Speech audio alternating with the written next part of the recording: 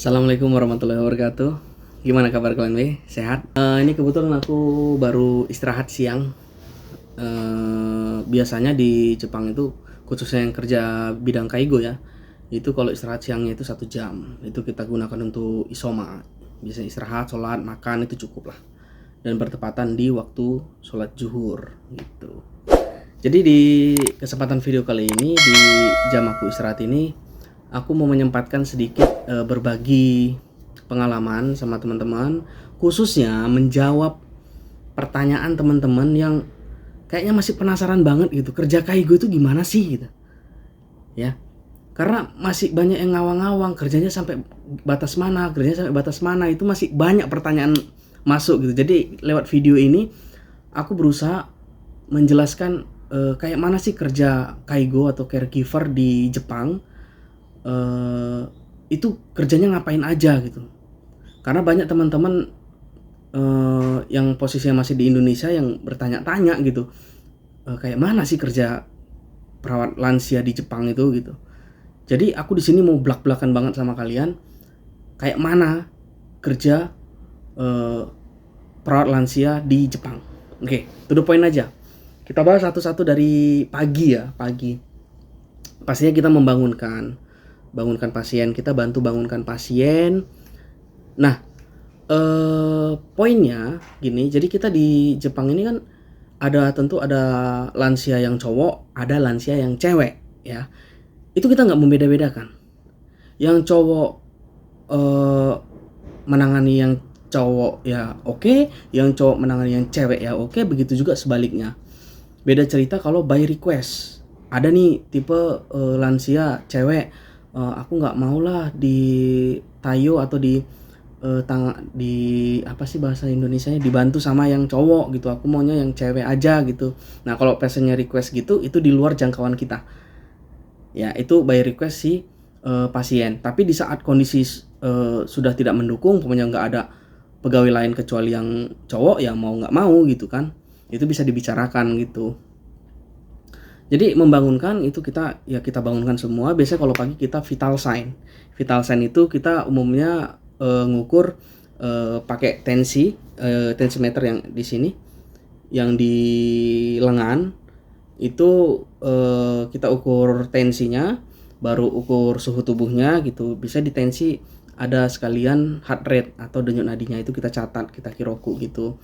Habis itu kita bantu bangunkan pasien gitu.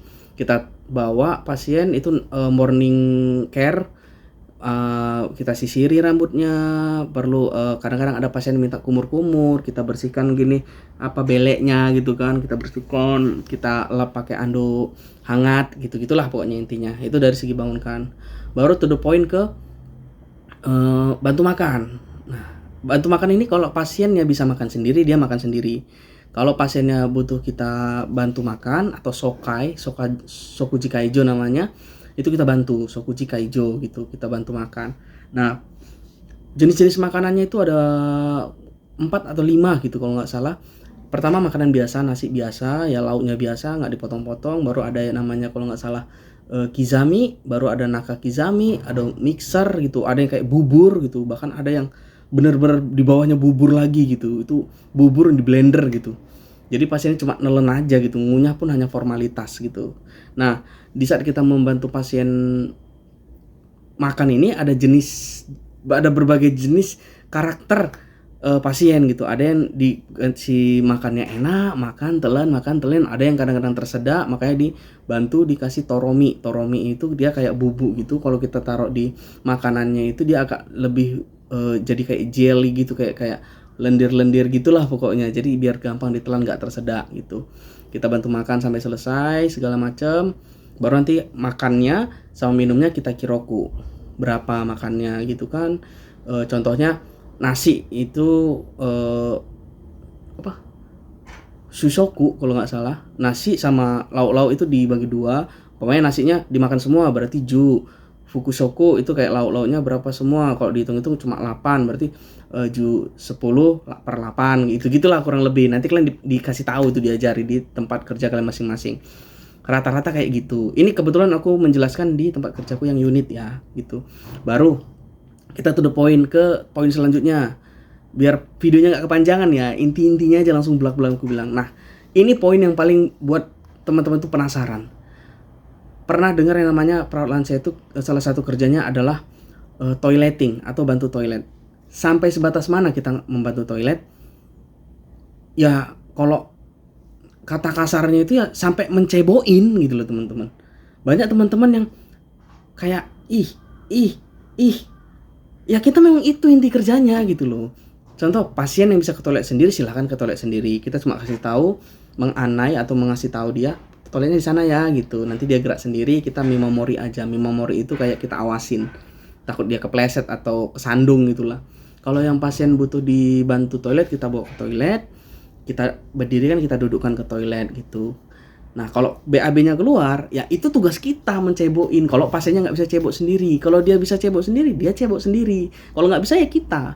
Nah, namanya juga di tempat kerja namanya APD, alat pelindung diri, itu disediakan dari pihak perusahaan. Itu udah ada undang-undangnya, kayak masker, kayak sarung tangan segala macam itu disediakan gitu loh. Nah, ada pasien yang omutsu atau pakai popok.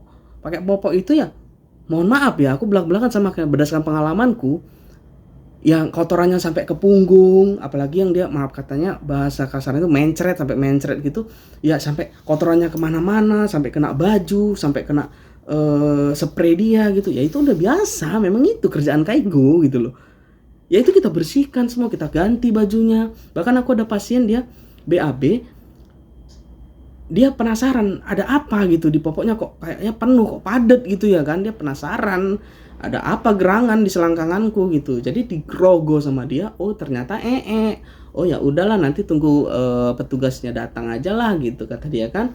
Ternyata pas tangannya kan ini ada kotoran, wow kepalaku gatel katanya, digaruk dia gini, jadi kesini semua nya. Jadi kita bawa ke Ofuro, langsung kita, Ofuro itu tempat mandi ya, ke tempat mandi langsung kita mandiin gitu ya. Sampai kayak gitu loh teman-teman. Jadi teman-teman itu masih banyak yang penasaran, sampai kayak kemana sih kerja kayak gue ya. Iya itu. Jadi kalau maaf katanya ya, kalau mau jadi kerja kayak gue itu ya nggak boleh jijian gitu loh.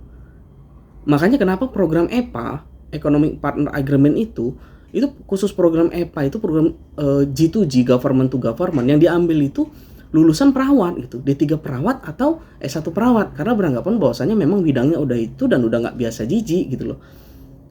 Kayak ludah, darah, muntah, ya itu memang pegangan kita, mau cuman lagi. Cuman kan ada APD-nya, ada alat pelindung dirinya gitu loh. Gitu. Jadi banyak teman-teman pertanyakan sampai sejauh mana? Ya sampai sejauh itu kita bersihkannya gitu loh. Bahkan ada titik keselnya itu terkadang pasien ini udah kita bersihkan, popoknya udah kita ganti yang baru, pas tinggal kita mau pasang lagi, keluar lagi nya. Disitulah ujian imannya. Disitulah kenapa di video-videoku sebelumnya aku bilang bahwasanya kerja kaigo atau perawat lansia di Jepang, tingkat kesabarannya itu harus ya levelnya udah level tralala trilili, udah tinggi kali gitu. Nggak bisa yang orang kesabarnya setipis daun setipis kulit bawang, atau istilahnya kesabarannya setipis gendang telinga. Itu nggak bisa kerja perawat lansia gitu, karena kesabarannya benar-benar diuji gitu loh. Baru apalagi itu urusan per-an ya, atau perkencingan. Jadi kalian jangan heran nanti kadang-kadang di tangan kalian nggak sengaja kena ataupun tangan kalian tuh terkencingi gitu. Kenapa bisa terkencingi? Pasien ini kan namanya udah lansia, organ-organnya itu udah mulai melemah gitu loh. Contohnya kayak kalau dia splinter ani ya, yang untuk nahan kencing itu, otot untuk nahan kencing itu kan dia udah nggak berfungsi gitu. Jadi ada kalau di bahasa bukunya itu sepakuse nyosiking kalau nggak salah. Jadi dia itu udah nggak bisa nahan kencing, mau ke toilet nggak sempet, jadi udah keburu keluar gitu. Nah itu pas kalian turunkan gini ya, jangan kaget kadang-kadang nanti ya ini terkencingi gitu loh. Makanya seiring berjalannya waktu, dengan pengalaman kalian tahu tekniknya bagaimana, lama-lama kalian terbiasa gitu. Makanya nggak bisa gitu hanya beberapa bulan kerja kayak gue langsung pro, langsung bisa. Kayaknya semua bidang kerja butuh waktu untuk bisa tahu celah-celahnya di mana tekniknya gitu. Baru apalagi seperti memandikan pasien, Nyuyoku Kaijo istilahnya, membantu mandi. Ya kita membantu mandi pasien, ya telanjang gitu loh. Mau cowok mau cewek ya telanjang, kita profesional aja gitu. Kecuali kayak yang tadi ku bilang, ada pasien yang by request, aku nggak mau lah dibantu mandi sama cowok, aku mau sama cewek, aku malu. Ada. Kalau itu kita di luar jangkauan gitu loh. Pokoknya hari ini nggak ada pegawai cowok, nggak ada pegawai cewek, adanya cowok semua gitu. Ya udah besok aja lah furonya gitu. Nah itu udah by request pasien, ya kita nggak bisa memaksakan gitu loh. Ya kayak di istilahnya kalau kita yang muslim juga ada muhrim atau tidak muhrim.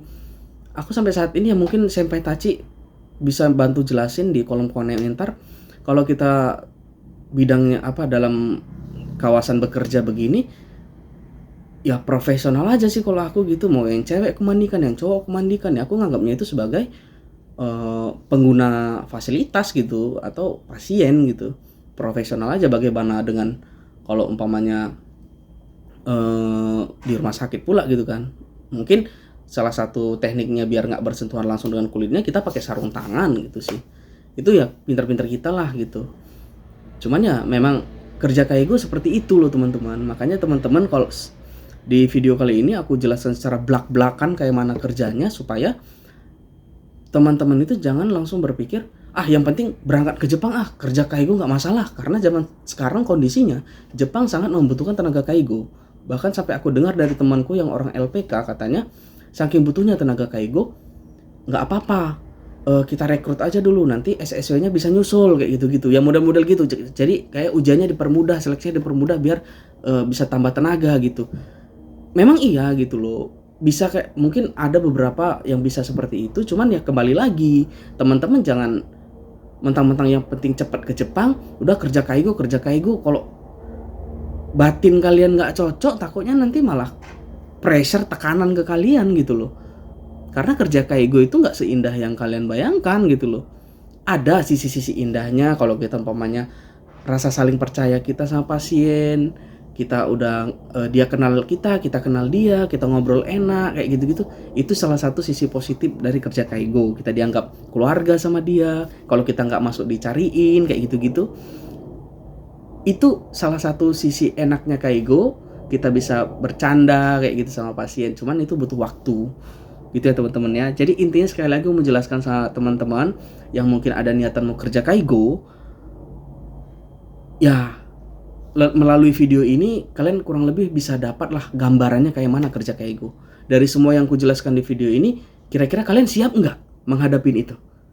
Menghadapi pasien yang dikasih makan malah ngantuk, tidur kayak gitu. Menghadapi pasien yang dimana kita buru-buru malah dia gerakannya lambat kayak siput. Menghadapi pasien yang nggak BAB 3 hari 4 hari, giliran BAB nya banyak sampai ke punggung-punggung. Menghadapi pasien yang diajak ofuro sampai ofuro ngamuk-ngamuk, dipukul, dicakar kita, dijiwit, digigit, dijambak, ditunjang. Udah siap belum menghadapi itu? Gitu loh. Kalau siap, fight. Silahkan masuk ke dunia kaigo. Karena aku pribadi, insya Allah, selain aku mengharapkan gajinya tentunya, aku dapat banyak pengalaman dan ilmu, insya Allah aku bisa dapat pahala juga. Karena kita tahu bahwa lansia-lansia ini mereka sangat membutuhkan tenaga orang lain pastinya. Karena terkadang keluarga mereka itu maju kena mundur kena gitu. Mereka ngurus orang tuanya tapi mereka butuh duit untuk hidup. Kalau nggak kerja dapat duit dari mana? Tapi kalau mereka kerja dapat duit tapi yang ngurus orang tuanya siapa gitu kan. Makanya disitulah kita sebagai kaigo berperan gitu loh, untuk membantu keluarga-keluarga yang posisinya maju kena mundur kena gitu.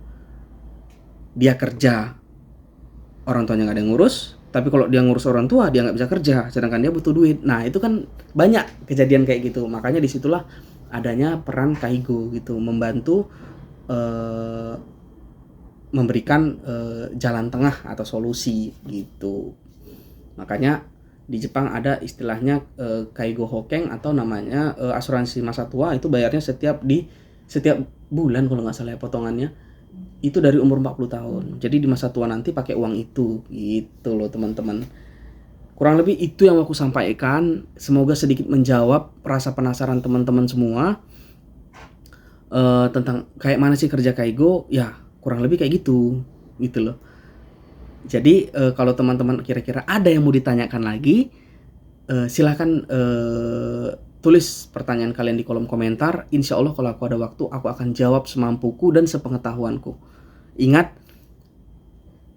aku pun di sini cuma kaleng-kalengnya, ya. Aku nggak wah kalinya di sini. Aku cuma bermodalkan pengalaman dan apa yang bisa aku bagi sama kalian, aku bagi. Karena aku sampai sekarang pun masih proses belajar juga. Kita sama-sama belajar, kita berbagi pengalaman, kita berbagi info ya teman-teman ya. Aku cuma remah-remahan rempeyeknya aku di Jepang ini.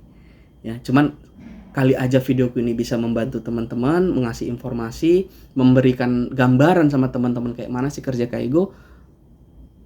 Itu aku rasa udah sangat sedikit memberi aku kepuasan kayak gitulah, karena bisa berbagi info sama teman-teman. Gitu juga teman-teman ya. Kalau ada yang mau ditanyakan, silahkan tanya di kolom komentar. Insya Allah aku tanya semampuku. Oke, sampai di sini dulu videoku kali ini. Kalau ada salah kataku mohon maaf. Sampai jumpa di video-video selanjutnya. Assalamualaikum warahmatullahi wabarakatuh. Bye-bye.